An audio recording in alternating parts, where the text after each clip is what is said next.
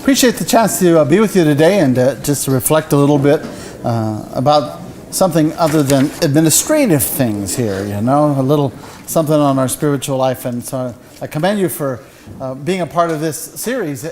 Some of you maybe have several years now, and maybe some of you more recently, but I think it's a great opportunity. I wanted to start with the passage that kind of focuses on the topic, and each one of them sounds kind of dire that I was looking at. So it is Lent, and it's the topic of 7 deadly sins. So in a sense, don't take it personal, but take it personal. This is a brief passage from Paul's letter to the Galatians. Chapter 5, it's verses 19 to 21. The acts of the flesh are obvious: sexual immorality, impurity, and debauchery, idolatry and witchcraft, hatred, discord, jealousy, fits of rage, selfish ambition, dissensions, factions, and envy, drunkenness, orgies, and the like.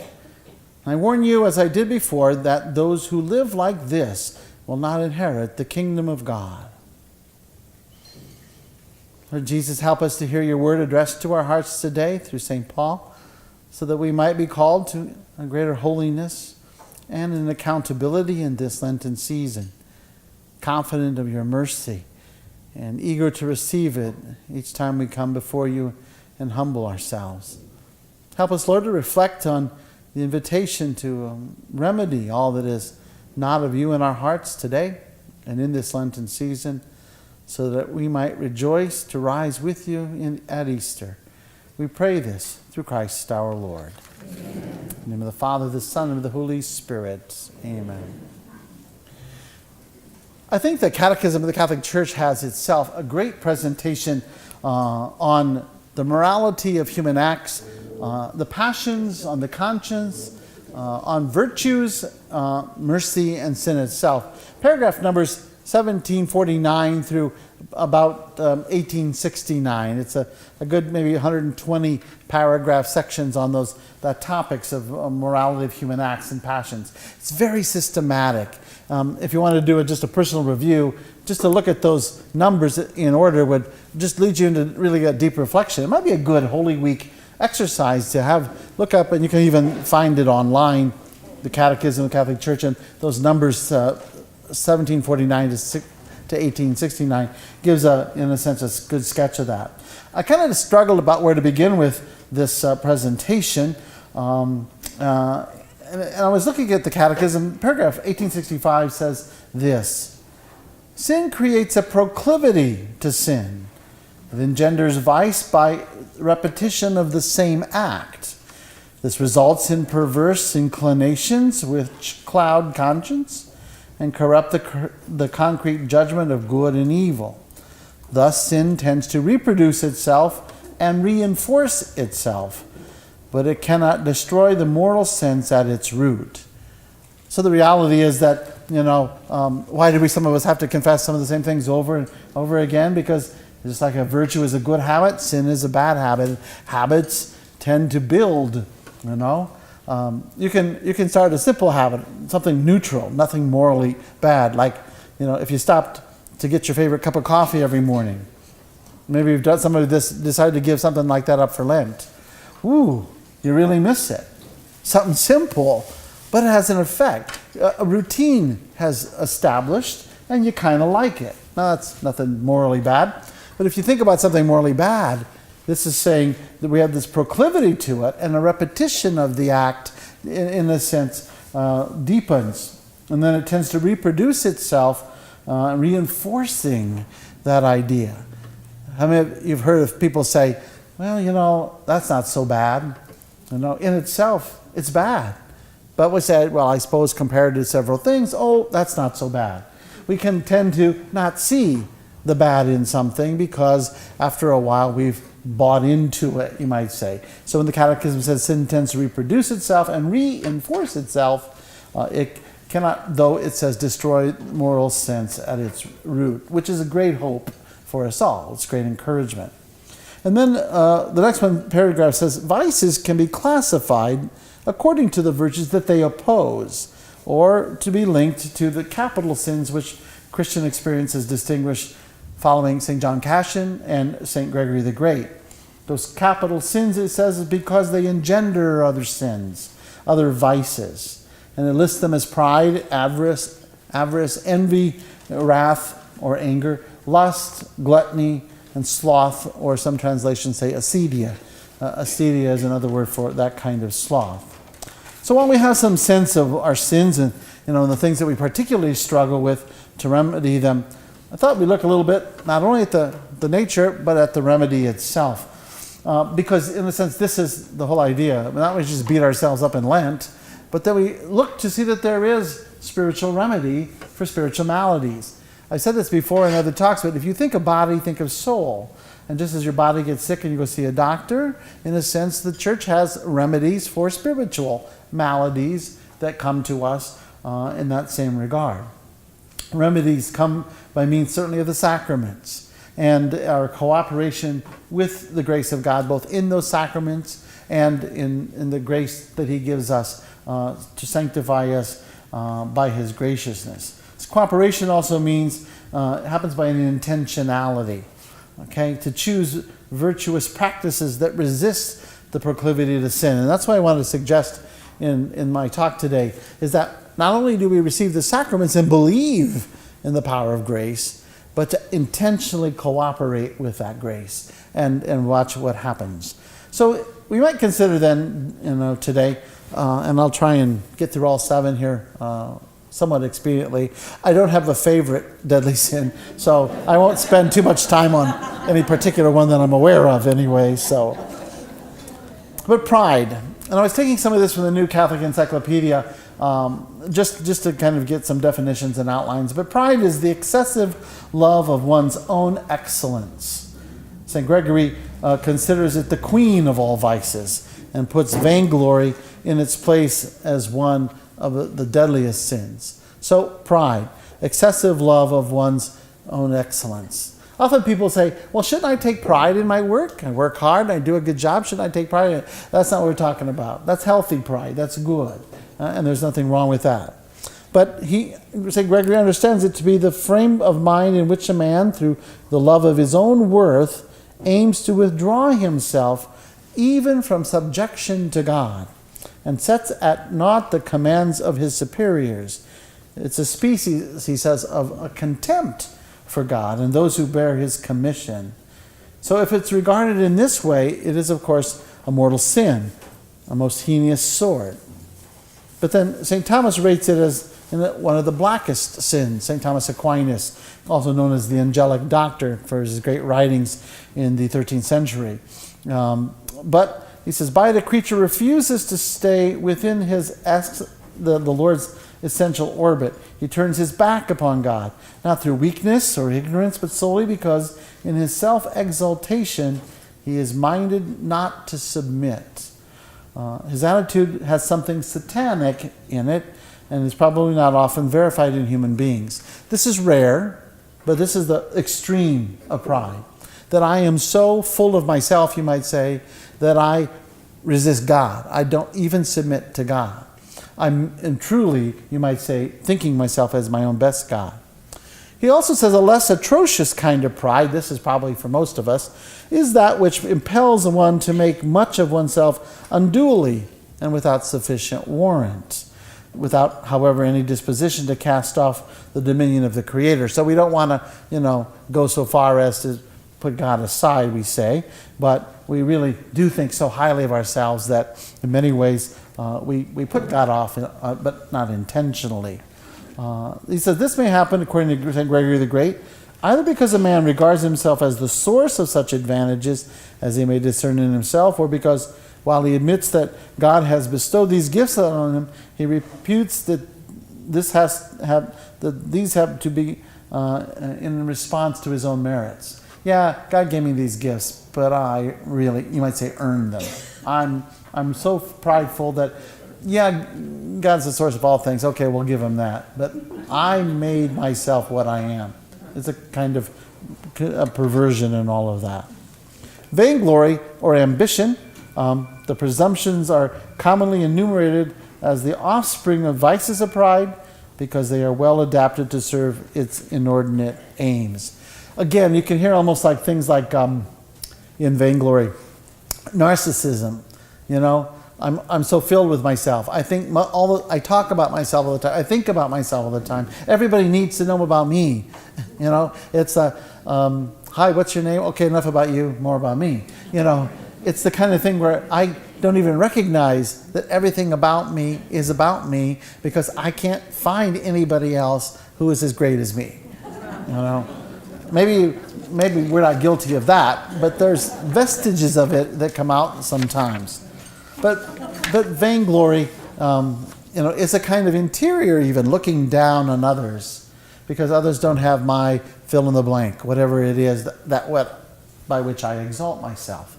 So examples of pride sometimes can be simply as my appearance, my reputation, maybe capturing the attention of others. Some guy thinks he's really, still have it in me. People do a double take. Oh, it feels good. Whatever it is. But those ideas, personal ambition, sometimes is prideful. Or the attitudes of entitlement. I deserve. I think if we all looked at entitlement, it'd be interesting to where we discover entitlement in our life. There's also this entitlement that says, I did everything the church asked me. I better have a higher place in heaven. Maybe you've heard people talk like that or seen it. But there's this sense of, I was a good boy. I was a good girl. I kept the rules. I better entitled to have a place. That's pride. It's there stronger perhaps than we realize. I'm proud of myself that I've been able to keep the rules. I don't even admit that God gave me the grace to keep the rules. But pride is that I'm so happy that I should have a higher place in heaven. Again, it sounds okay until you put it that way, and then you think, oh, really? This is kind of rampant. So ambition is also, in a sense, the desire for notoriety. I hope I'm noticed. Oh, I was going to print off the Litany of Humility. I must talk about the Litany of Humility every time I come here. Probably you hear me. But one of the best remedies, therefore, for pride is humility. But to pray the Litany of Humility. Lord, deliver me for the desire to be praised. Deliver me from the desire to be exalted, noticed, acclaimed, loved, appreciated.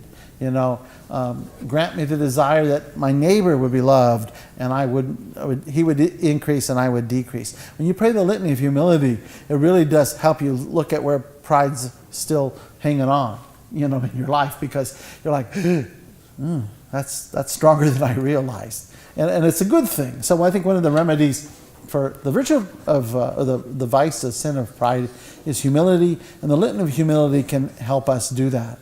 Also, humbling yourselves. You might say, if sometimes this seems totally unrelated, but what if I did something just simple to counter my pride? Like pick up litter. I'm on the way out of the bank, I don't know, and there's some litter. Well, the bank's got custodial. I don't have to clean up here, but I do it anyway.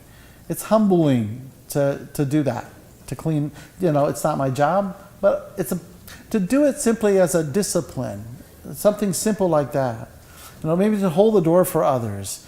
Maybe even especially when you think you're in such a big rush, stop and hold the door for others. Maybe be silent, even though you got to let others speak.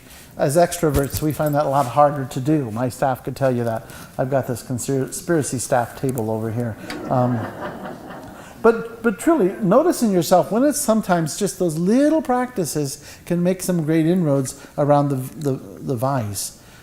Because I think the remedy is certainly sacramental, but it's intentionally cooperating with those sacraments that the Lord helps us make progress. A second one, envy.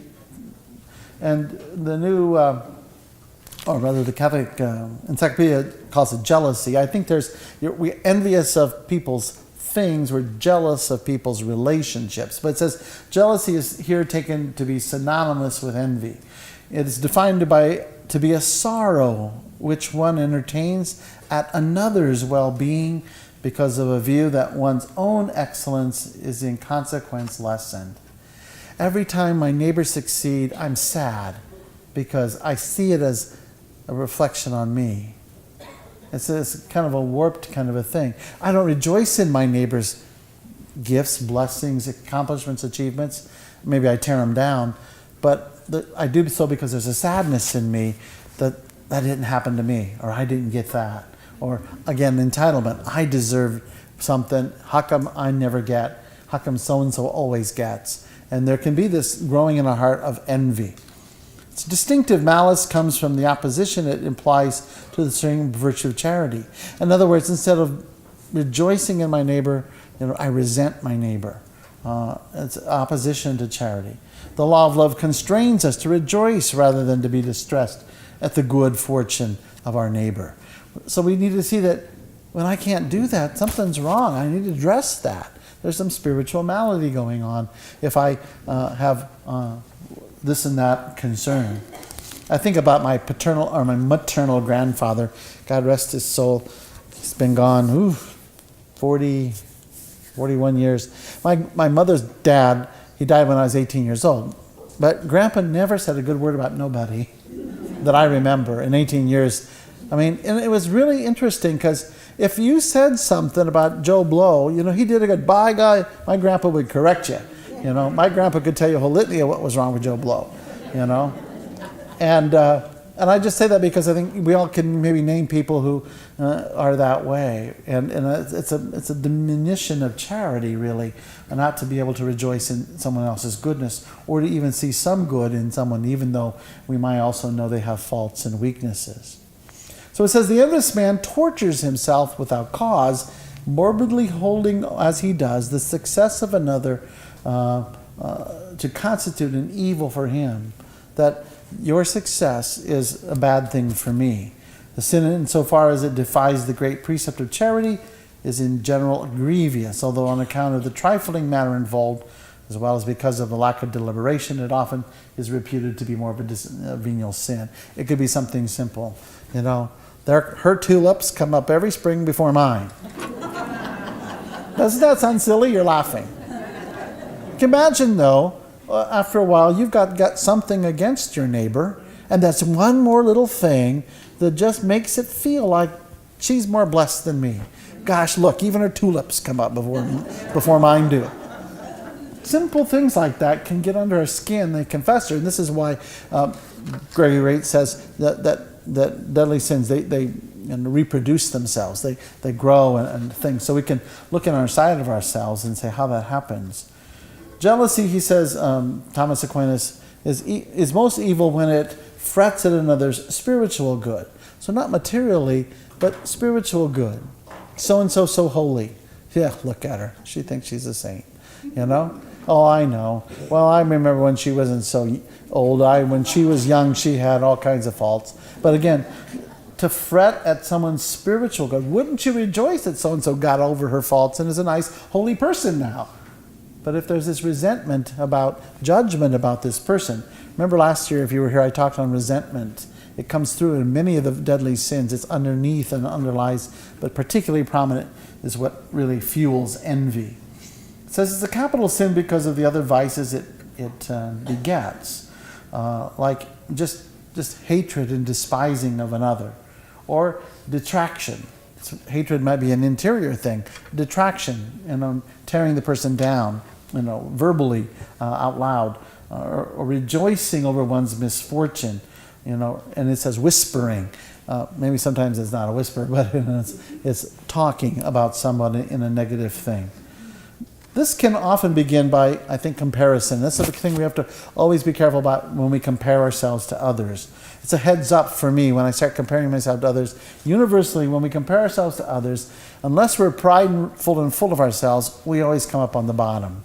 So-and-so's got more, better than, whatever is, and then we put ourselves down or we feel like we're less. So you can notice that when you begin the comparison game, you're headed down oftentimes a road of disappointment, where then this can fester into even a greater envy. And resentment can take place. I mentioned last year, too, the idea of, it's happened in my priesthood when I say to somebody, when I meet them, do you have any siblings? Well, yeah, I got another sister, but Dad liked her more than me. So you can kind of hear that she doesn't count. Somehow there's this resentment, because Dad liked her more than me. They'll actually say things like that, which means that's something they've been carrying for years and years. But now it actually comes out, not in a whispering. So in a sense, the envy could be over something really, really simple. Remember Cain and Abel.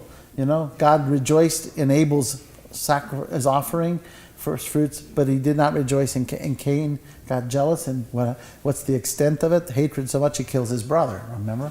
So in a sense, we have to be cautious about that. How do we remedy that? I think, first of all, to count our blessings. The opposite of envy of someone else's gifts is to rejoice in our own and to really be aware and cognizant of. And so maybe a daily litany of gratitude, or at least when you feel that envy coming on, or when you have a sense of this life isn't fair, this isn't right, this person's fill in the blank, do a litany of gratitude. Stop looking at all that. Just count your blessings and really offer back to God praise and gratitude for what He has given you. Remember in Ephesians 4, verse 29, do not let any unwholesome talk come out of your mouths, but only what is helpful for building up others according to their needs, that it may benefit those who listen. Another translation is say only the good things men need to hear, things that will really help them. So we can look in our hearts and say, okay, is it coming out in speech? Then I need to really compliment them. Some years ago, when I was a young priest, a bunch of us were together, a priest on a Friday night, do a holy hour, exposition, benediction, then go to the rectory and have a dessert, piece of pie, bowl of ice cream, whatever. And then there would be this talk about other priests and whatnot. Except one priest never did it. And I finally caught on after some time. I noticed he would only say something good about the person, And it was sort of like blah, blah, blah, blah, blah, but, and then he would add the but, the good thing, the positive thing.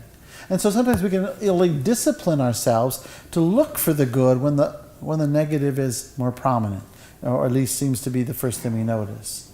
Sometimes we remedy envy by like sending a card, a note, or a text to someone just to congratulate them. So if there's a resentment of some kind, why don't you send the person a card just to congratulate them? See what it does to be able to do that. I mean, in a sense, obviously you're saying, I don't want to congratulate them. Well, see what it does to do it. So what happens when I overcome that? St. Ignatius calls this to agere contra in Latin, to act against the tendency, to act against, the water runs downhill by the easiest route thing. I'm going to harbor regret. No, I'm not going to harbor. I'm going to send them a card or a note to congratulate them. The Sunday Independent, you've got all the occasions, 90th birthdays, or whatever it is. You might see somebody and it stirs to mind, oh, I remember a run-in I had with that one. Send them a card. See what it does for you. Maybe the card's for them, but it might actually do more for you. Those little things sometimes are ways we push back against envy. And then celebrate your own gifts. I don't mean throw a personal party, not pridefully, but interior gratitude to God for the blessings you receive. It's different than counting blessings. That's just to call them to mind. But actually give praise and thanks to God that He gave you what He gave you. He blessed you with what He blessed you. And stop, in a sense, looking around to say it isn't as good as so-and-so, because in God's eyes, it's better than so-and-so. That's why He gave you those gifts and not them. We got to change the way we see this stuff and to change the thinking. So if God delights in giving me this particular set of gifts, and I'm busy wanting His or hers, then I can't be in a place of gratitude. And envy could get ahead of us there. Whew, time's flying. Number 3, greed. Avarice, another word for it, is the inordinate love for riches. It says its special malice, broadly speaking, lies in it that it makes the getting and keeping of money, possessions, and the like a purpose in itself to live for. I exist to get more. Now, get more what? You could be greedy about the dumbest things, but if it's more what? It's a sign or a condition of greed. It says it's called a capital vice because it has the object that of gaining or holding on to that which many other sins are then committed in order to acquire. It is more to be dreaded in that it often cloaks itself as a virtue or insinuates itself under the pretext of making a decent provision for the future. Well, I'm just taking care of my responsibilities. I'm just, well, yeah, that looks good and virtuous, but it may be the fact that I am stingy, I am inconsiderate of the poor, the needy. I'm busy just acquiring more and more for myself. The false sense of security is what I want to highlight here, that we place in our investments and the wealth, management of our wealth. There's nothing wrong with investments. There's nothing wrong with managing your wealth. But if the greed is there, it is in a sense for me and me only. And it's often at the cost of generosity, the love or care for my neighbor, for the poor, for those in need. And in a sense, it becomes for people a false security. I have enough. Remember the guy in the scriptures? I have this big harvest. What I'm going to do, I tear down my barns, I build bigger barns, and I can say, oh, look at you. You've got stuff in reserve. Sit back, relax, eat well, and then that very night his life is required of him. This idea of security in stuff, possessions, whether it's investments or whatever, that there's I don't need God because I have a security in things, is a kind of avarice. So you can have billions stashed away as long as you possess it instead of it possessing you. And to know what that feels like when there's a particular delight in having, especially if it's having at the expense of not being generous in the way that the Lord calls me to. Notice also that sometimes the self-preoccupation greed engenders turns us in on ourselves. Others are of concern only if, as much as they might advance my own gain, because it's all about me and acquiring, having, maintaining, keeping, and so forth. It can be difficult. So charity is a virtue that heals some of us of the excess. It's literally, I think, why God in the Old Testament taught us the practice of tithing, because tithing is built-in responsibility to think of somebody other than me. And to tithe is to literally ask the Lord to keep me from becoming greedy by asking of me to use my resources. But if you're faithful in giving anything, there's a joy in giving. I used to try to teach couples this in marriage preparation. Decide what you want to endow with your gifts. So if it's a 10% tithe, 5% to church, but maybe 5% to, what do you got, a cousin with spina bifida or multiple sclerosis, give to that. But there's a joy in being able to say part of what we do in life is to care for somebody else in some particular way that's meaningful to you, and to approach that in your relationship as something that you can take esteem in, not again pride, but be happy to say in your own heart, we have made a difference for somebody other than just ourselves. So the challenge, I think, with greed is that how do I become charitable, because it begins to heal my own self-preoccupation. It begins to focus me out of myself on others. Gluttony. Oh, that's a good thing to talk about at lunch hour, It's the excessive indulgence in food and drink, simply put. The moral deformity discernible here, it says, is this in this vice lies in its defiance of the order postulated by reason, which prescribes necessity as the measure of indulgence in eating and drinking. We eat to live instead of we live to eat. Now, of course, there's nothing wrong with eating good food and drinking good wine or whatever else it is, but we have to really be careful about, do we eat too soon? In other words, before we need to eat. We eat between meals because it's just a habit. Do we eat too expensively? In terms of, I like fine things. I had a priest one time who was in the Archdiocese, wanted to leave his car at my rectory in Omaha because he was flying out on vacation. Anyway, I had no wine in the house. It was Sunday night. He wanted a glass of wine. And I said, I only have is this. And it was, it wasn't anything fancy. It was just some red wine. He said, that's all you've got? I said, well, right now it's all I've got. And he had to run to Hy-Vee or something and get something, better. And when he came back, I said, there's not a Franciscan bone in your body. He said, we can't all be Franciscan, But the idea of, just is too expensive. So we have really, really fancy stuff. Too much. Gluttony is eating too much. Not, again, to nourish myself, but to indulge because it's trying to feed or manage happiness around something else. Or too eagerly. Some people sit on the table and they're just like Hoover vacuums. They're just taking it in, Or too daintily. I just kind of pick and whatnot, but I waste food because I'm just so worried about my figure or something. I don't know. I mean, I'll be worried about our figure, but too daintily is oftentimes to waste food because I'm too picky about whatever it might be. Clearly, one who uses food or drink in such a way, this says, as to injure their own health or impair their own mental state, needed for the discharge of their duties, is guilty of the sin of gluttony, because food has now become the central thing. And gluttony is a venial sin in as much as it's, in terms of an undue indulgence in a thing which is of itself good. You like potatoes, but you like potatoes. You take too much, of this or too much of that. There's an excess. So the word excess, is a part of the question.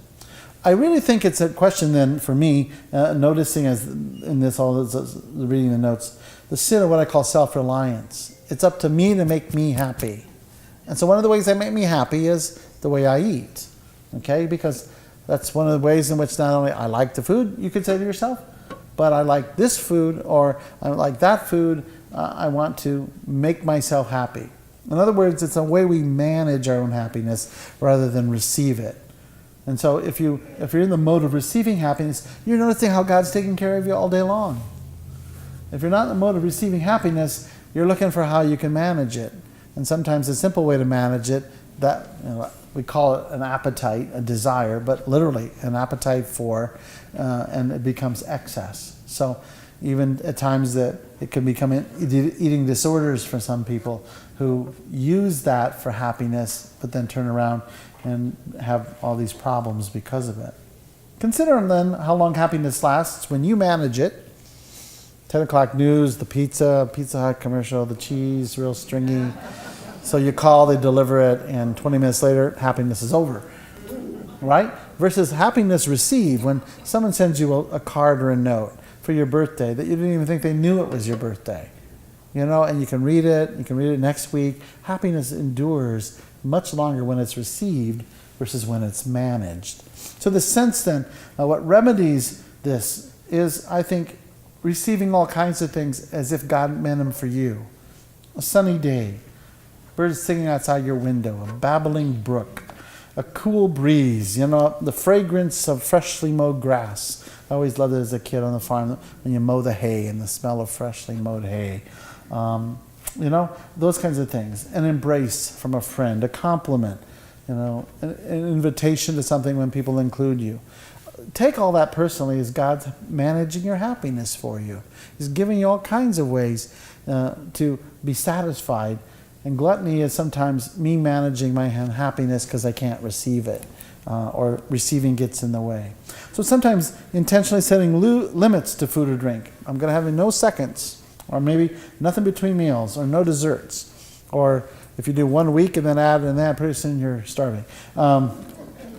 But also pray for the grace to follow through with that particular discipline, because it's going to also reveal to you, not only patterns, but hopefully see what's underneath the pattern. 5 minutes, 7 minutes. Lust. The inordinate craving for or indulgent in carnal pleasure, which is experienced in the sexual organs.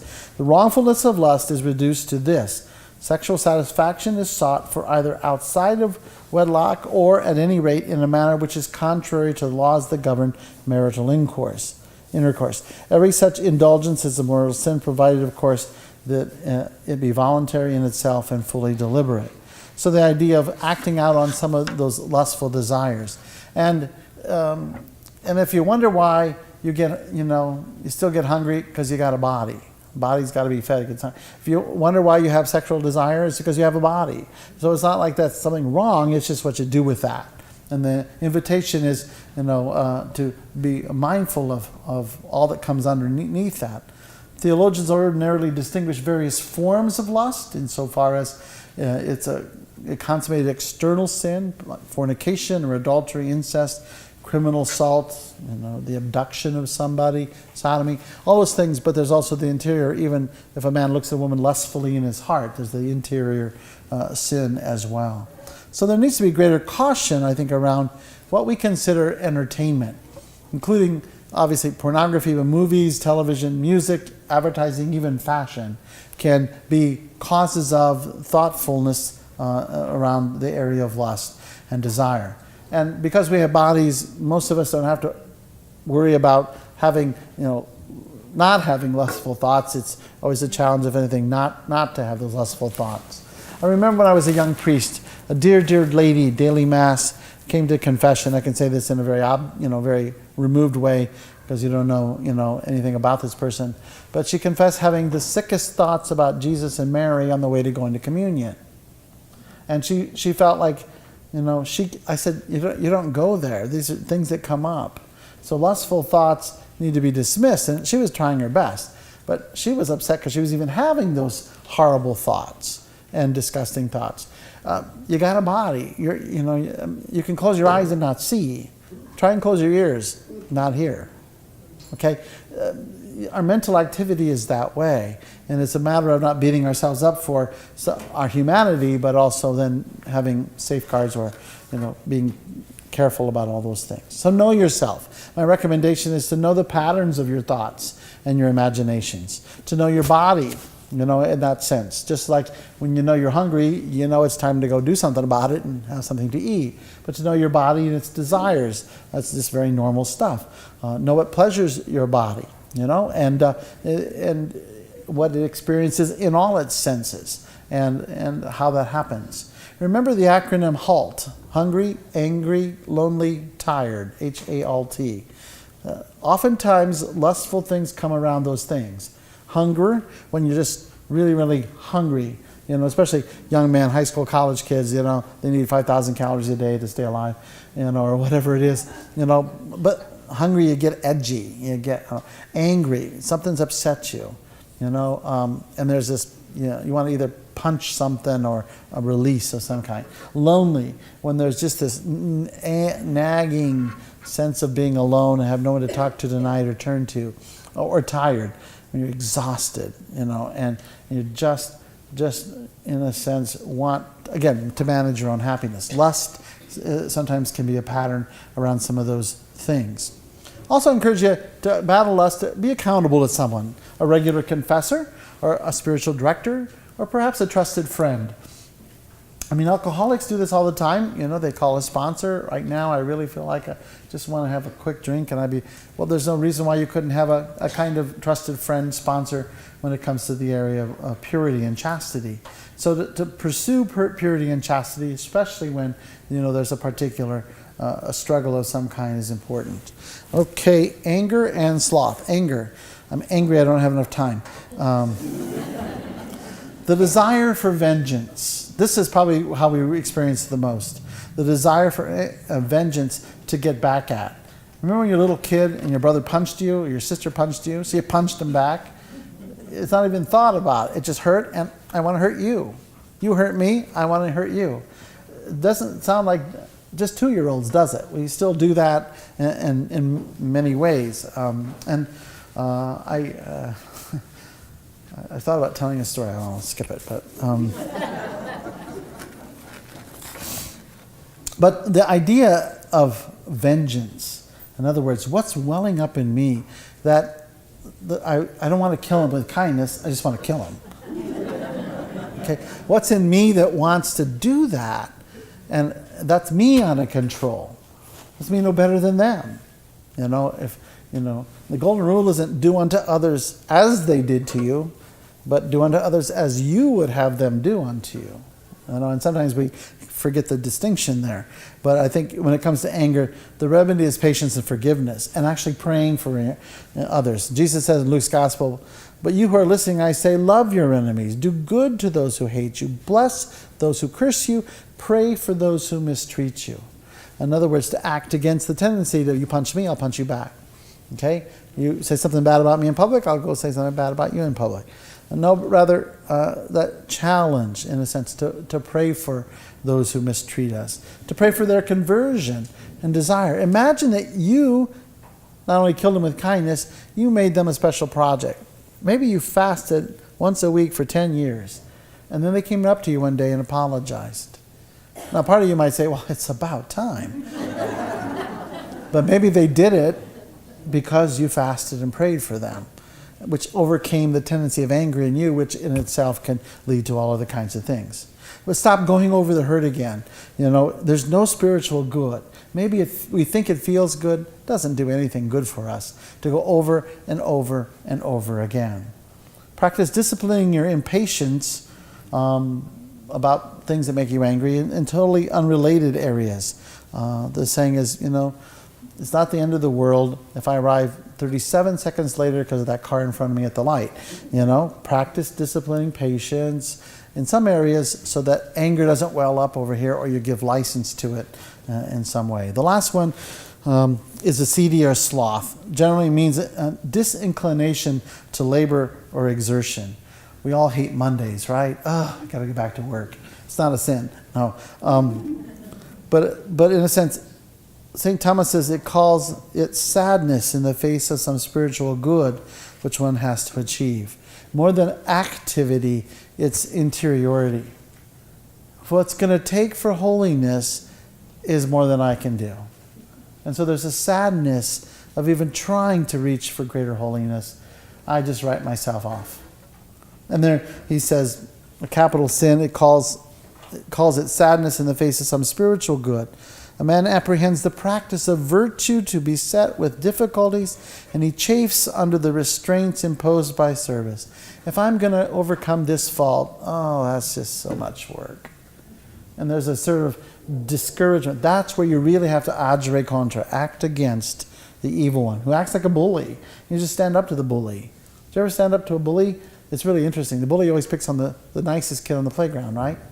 But if you stand up to the bully, he's a chicken. He runs off, Well, this is the evil one. He wants to be a big guy until you stand up to him. And then, St. Teresa of Avila was great with this. She, just say, oh, it's you, go away, She'd just stand up to the bully and that laziness, so overcoming, No, but instead adopt the spiritual practice rather than saying, oh, this is going to be so hard. Heaven's so far beyond me, I can't possibly do it, and that kind of feeling. Diligence, industriousness, zeal is an important assessment. And this can also happen in all our priests. I have a book on this I'm thinking of sharing with the priests of our diocese, not because they're all slothful, but because we can all see it in ourselves. And in a sense, it's called the noonday devil. If you want to Google and look for it, it's called the noonday devil. Acedia is the noonday devil. But what is it? This idea that life is just so difficult. So to make an assessment of where your laziness and your habitual procrastination, especially around spiritual things. Oh, I should say a rosary. Oh, God, I don't feel like it. Maybe tomorrow. And then tomorrow comes, I was going to do a rosary. No, not now. And not that you have to do a rosary. It's not like it's a sin if you don't do a rosary. But notice where your spiritual procrastination is. There's maybe some sadness or acedia around that in some fashion. What causes sadness in you? What's not life-giving for you? What's really overwhelming and draining? And maybe make daily to-do lists of things you have to do and cross them off. One thing I learned about this was, and I've asked this of several people, and I must be opposite of all of them. If I make a list of 12 things I got to do, and then I put after them how long I think it's going to take. This is 15 minutes. This is half an hour. Oh, this is going to be an hour. Almost always it's less than what I thought it was going to be. But I was like, it's going to be a whole hour. It took 20 minutes. If I'd have just done it instead of agonized over it. Most people say, no, if I think it's going to take 20 minutes, it takes an hour. And I say, really? I guess I'm different that way. But sometimes just to make a list and say, I've got 20 minutes, what's the 20-minute thing on my list? Oh, there it is. Again, to act against the tendency to say, I'll let it slide, I'll just let it go. So you also might, just in conclusion, our fallen nature is always going to be tending to sin. We're always going to have to try and stay on top of this in some regard. But one thing you might do is to take a week, there's 7 days, 7 deadly sins. Every Monday you'll look at anger, every Tuesday at pride, every Wednesday at lust, and so forth. And if you did that, like once a month, not every day for the rest of your life, but if you did this once a month, the first week of every month, 1 day a week, I'm going to look at how's that showing up in my life right now? How's pride showing up? You would be amazed by December, by Christmas, if you did this just once a month, what you learn about yourself. And in a sense, as you apply some of the remedies for that, where you would be spiritually. Last thing, commercial, no. There's this Confession and Receiving God's Mercy, a guide for penitents and priests that I came to know around the first of the year. Inside, it's kind of an examination with the 7 deadly sins and their heavenly virtues. So it's kind of, I didn't take my talk off of this, but it kind of is a nice follow-up to all of this. So as to look at these 7 deadly sins and then look and say, what is the remedy? But it's also got steps to confession. Now, you know the steps, right? This might enlighten you in terms of how to approach it. And then it's got a beautiful act of contrition on the back, which is not just the standard one we memorize, but it's much expands the heart. So they're on the table back there. Some of you may have gotten one passed around, but they're on the table back there as you go. A little take home, a freebie. But thank you for your attention today, the opportunity to think spiritually with all of you, and may God bless the rest of your Lenten season. Thank you.